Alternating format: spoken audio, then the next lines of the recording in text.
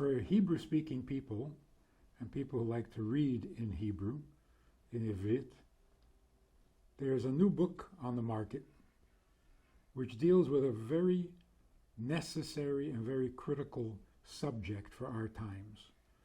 And that is, what is God's investment in all of this, in creation, in Torah, in mitzvahs? Is it really all for us? Is it a self-help program? Or is this a divine plan which is really crucial and matters deeply to Him? Huge question. And it changes everything. Because if it's for Him, well, then it has much more significance than if it's for my benefit, which I can easily dismiss and say, no, thank you.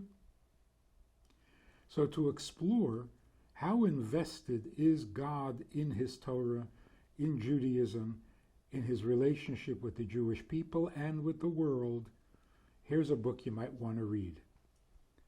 Lo bikashti lovei la'olam. I didn't ask to be born. And if I didn't ask to be born, it's because I don't need to be born. Well, if I don't need to be born, then why am I here?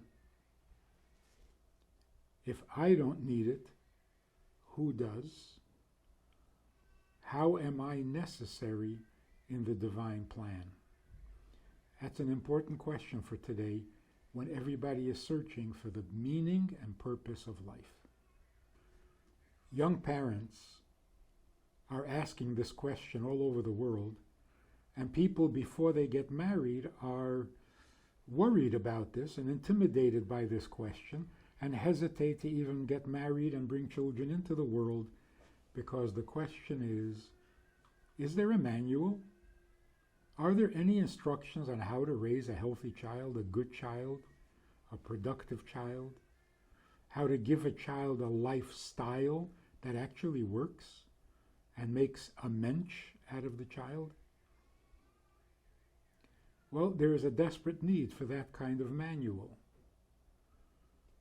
And Rivka Goldstein, concerned for her child, decided to do something about it. So she gathered many ideas, like the central, crucial, big issues that we need to know in raising our children properly, and she created what she calls a manual for raising your children.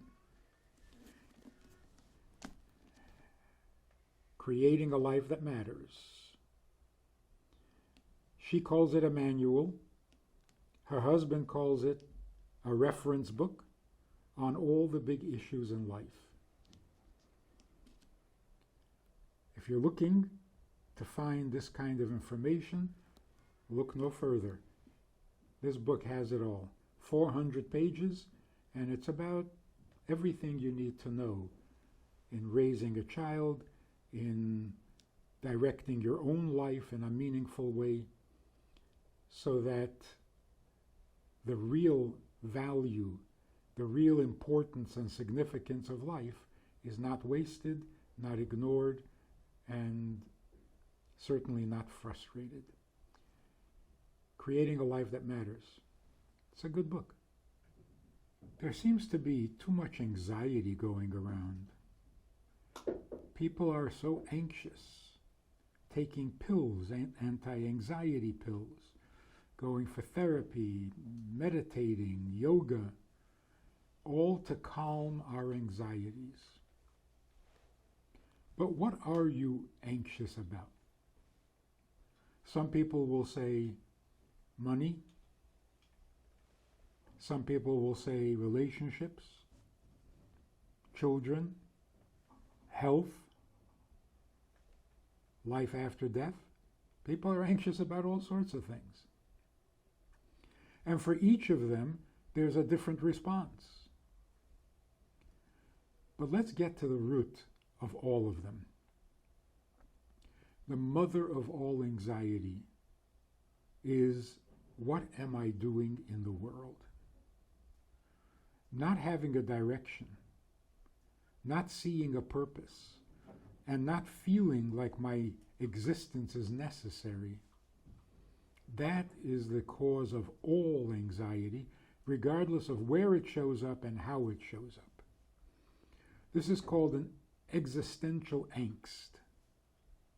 My existence is annoying if I can't give it a purpose, a direction, meaning, validation. Because as it turns out, even if we're not philosophers,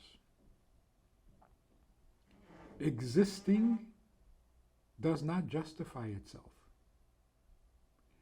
And that's why human beings, of all the species in the world, of all created beings, the human being, with all the vaunted intelligence, can't locate himself in the world.